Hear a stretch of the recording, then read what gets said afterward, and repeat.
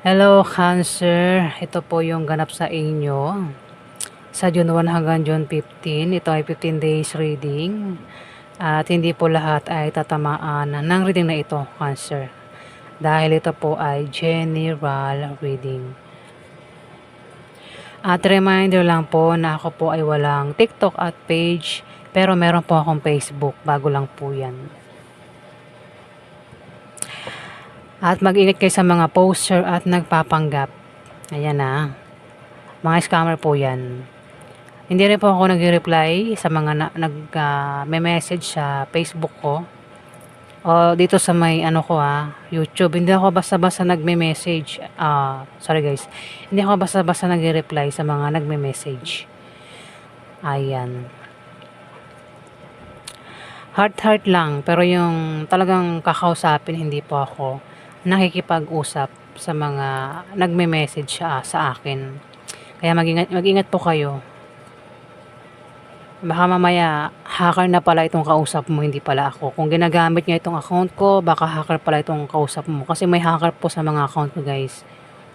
Kaya mag-ingat po kayo, Hindi po ako humingi ng pera. Ito po ay libre lang, wala po itong bayad, guys.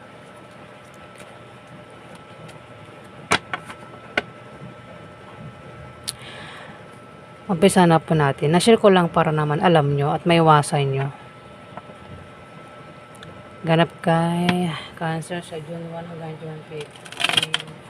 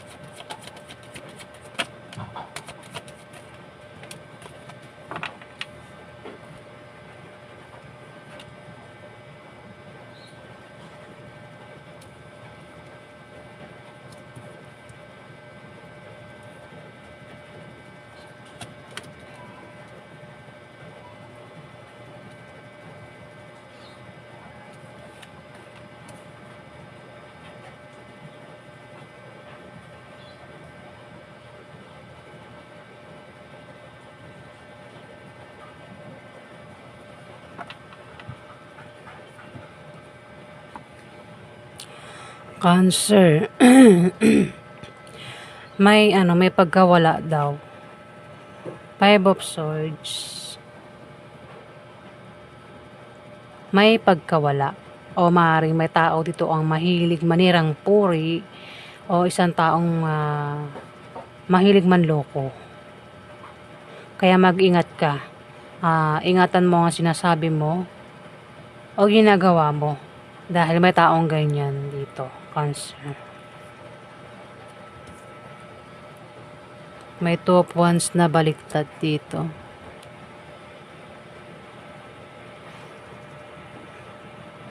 Nako. Dito, 3 of Cups. Meron kang inaantay na darating. Pwedeng ito ay resulta o wish na magkakatotoo. O maring may pagdiriwang na mangyayari. Pwedeng patungkol sa iyo. Kung kayo naman patungkol ito. Meron din paggaling sa sakit. Ayan may gagaling sa sakit. Physical man o emotional. Cancer. Pwedeng magkaroon daw ng kasiyahan. Pwedeng magkaroon ng inuman. Celebration. Ayan. Sa 15 days. Pero mukhang the tower. Tumapat yung tower, di ba? Ibig sabihin, mukhang problema ka patungkol dyan. Biglaan lang ito. The Chariot. Ikaw daw ay aalis, magta-travel, meron kang pupuntahan, pwedeng ibang bansa. Pwedeng lilipat ka ng bahay ang iba sa inyo, Cancer. Ano man dahilan ng pag-alis mo rito sa 15 days. Ayan, meron kang pag-travel, paglalakbay na gagawin. Pwede rin baka mag-apply ka ng trabaho. Ayan pwede rin ang iba sa inyo ay balak bumili ng sasakyan. Balak bumili ng bahay sa 15 days. O lumipat ng bahay. Magpagawa ng bahay. Ayan. Ikaw naman daw ay magtatagumpay sa binabalak mong ito, Cancer. In general yan. Dito, merong kabiguang may experience sa 15 days. Pwedeng mabigo ka sa isang tao. Pwedeng biguin ka niya, saktan ka niya.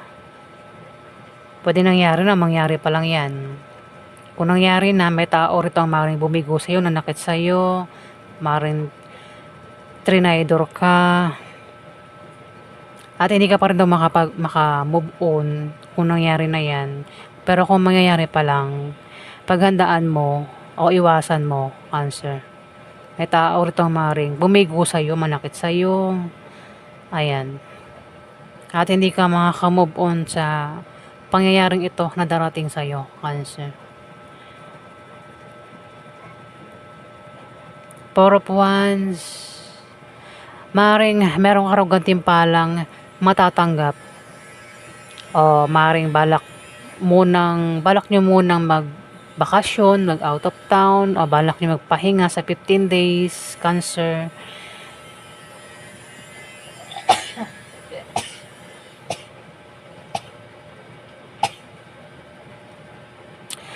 Kasi maaaring may kasal na mangyayari, baka maimbitahan kayo. Pwede rin na ikaw itong ikakasal, Cancer. Pwede rin baka kasi magkakaroon ng kasiyahan Pwede maimbitahan sa mga kasiyahan, okasyon, o out of town nga yan, o kasal. Pwede rin na bisita sa pagbisita. O maaaring bibisita kayo dito, Cancer. Magiging masaya ka raw dito sa 15 days.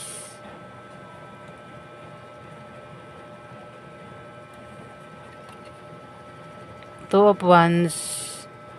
Nabanggit ko na ba kanina, hindi pa may surpresang darating at mukhang hindi raw maganda.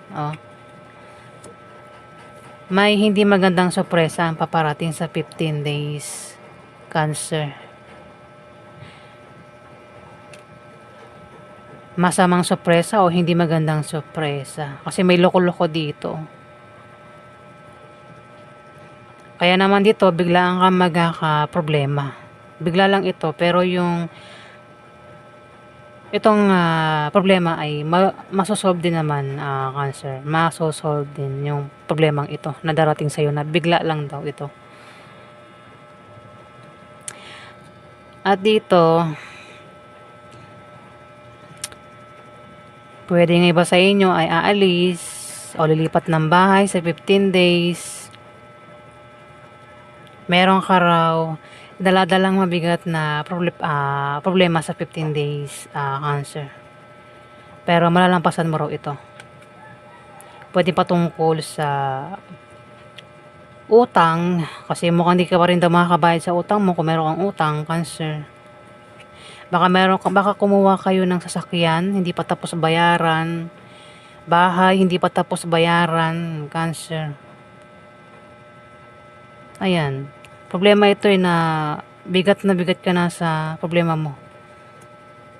Pwede sa utang, nabibigatan ka sa utang mo, no? Utang ito, hindi pa rin mabayaran sa 15 days, Cancer.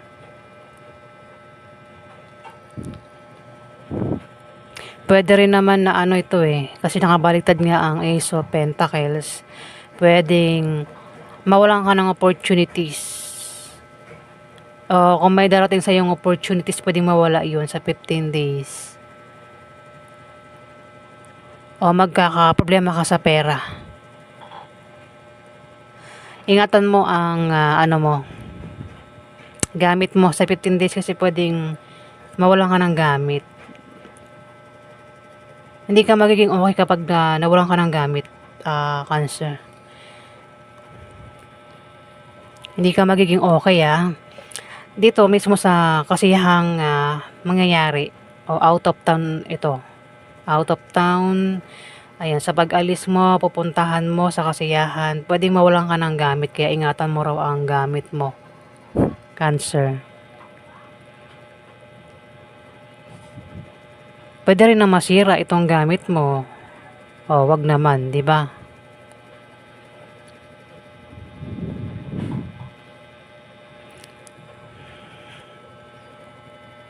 Ito, kasiyahan nga ito. Nagkakaroon ng kasiyahan sa inyong pamilya o sa inyong magkakaibigan at maaaring maimbitahan ka. Magiging masaya ka dito, Cancer. Yung nga lang, ingatan mo raw ang gamit mo. Kasi pwedeng mawalan ka ng gamit sa kasiyahan na ito na mangyayari. O sa pag-travel mo, sa pagbiyahe mo, mawala ang gamit mo, Cancer. Ayan po yung ganap sa inyo sa June 1 hanggang June 15. Maraming salamat po, guys.